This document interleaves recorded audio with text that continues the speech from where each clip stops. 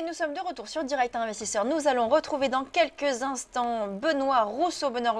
Donc je rappelle, scalper et qui traite surtout sur le CAC et le DAX. Ce sont vraiment ces deux indices de référence.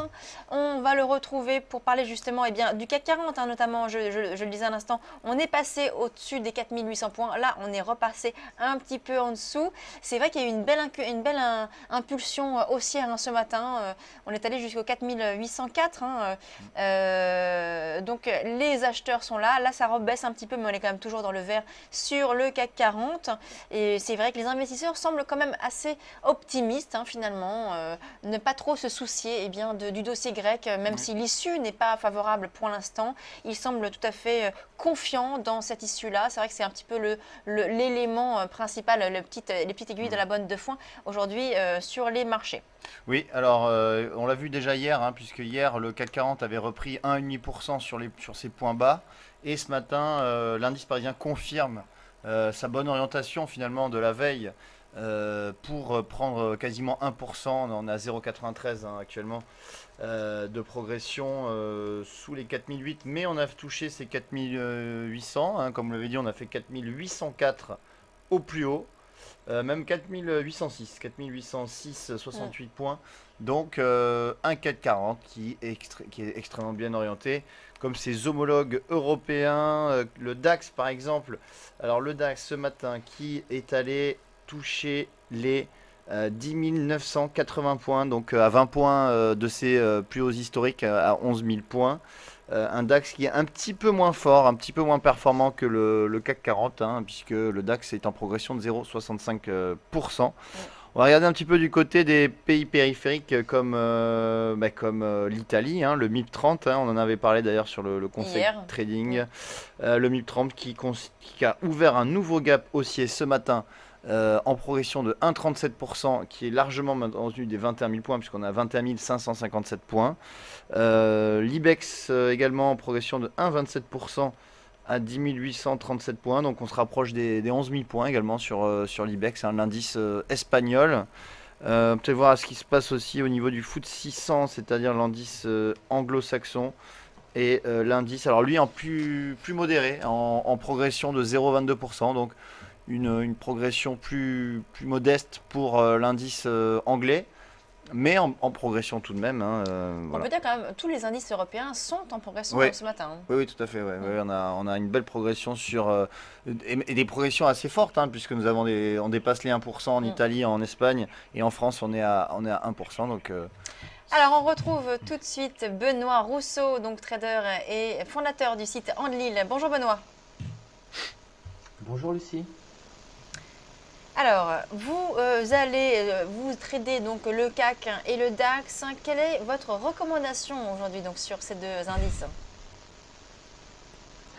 Alors sur ces deux indices, on est vraiment sur un trend haussier extrêmement fort. On a ouvert en hausse, on s'est mis à accélérer à partir de 9h20 environ. Donc pour les plus téméraires, rentrer à l'achat sur un repli. On a différents niveaux de repli qui peuvent être intéressants, en se disant qu'on va peut-être aujourd'hui retourner sur les 11 000 points sur le DAX 30 par exemple, et le CAC 40 et déjà sur les 4800 points. Alors personnellement, je suis beaucoup plus prudent que ça, et je me mets à vendre sur des bougies, sur des accélérations de bougies, sur des niveaux bien précis. Je peux vous montrer par exemple ma position en cours à l'heure actuelle. Donc sur le DAX, là c'est la journée actuelle. On voit vraiment qu'on a un très beau canal haussier qui se construit. Et je me suis juste positionné je me suis mis à vendre à 10 976,2.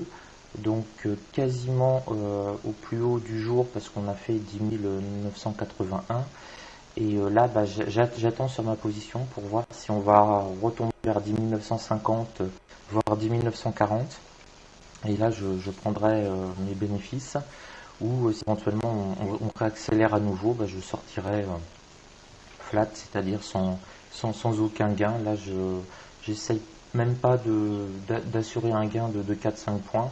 Là, je tente 20 ou 30 points ou sortir flat. Donc là, c'est la position que j'ai actuellement. Et bon, ça commence ça se passe pas trop mal, mais on se rend compte qu'on a un marché très nerveux parce que vous voyez, cette bougie-là, en 5 minutes, elle a été d'une violence extrême. On a cassé les 10 960 points en moins de 2 ou 3 secondes et on est remonté à une vitesse folle aussi.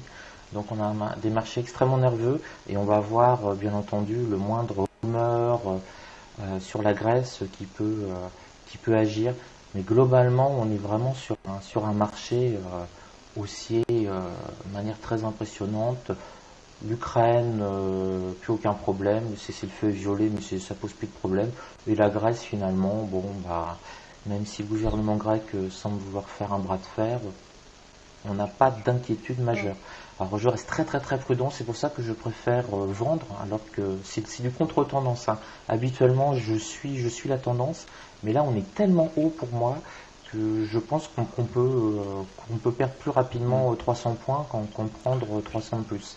D'autant plus qu'on est vraiment sur les plus hauts historiques sur les indices américains. Là je vous mets par exemple le Dow Jones sur 3 mois. C'est vrai qu'on a atteint des plus hauts historiques sur les indices américains, donc ça pourrait soutenir, ça serait un facteur de soutien des marchés européens selon vous? Oui. Les indices américains, regardez là, c'est le Dow Jones sur 3 mois. Le plus haut était aux environs de 18 100, on y est quasiment. Donc je me dis qu'on pourrait quand même avoir un petit retour légèrement baissier. Je ne pense pas qu'on va traverser comme ça en ligne droite cette résistance-là qui est quand même extrêmement forte, hein.